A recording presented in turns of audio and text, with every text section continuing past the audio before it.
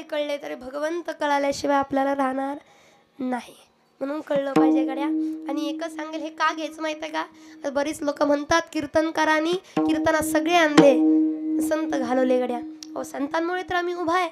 संताची जाणीव संतांना विसरून जमताय का?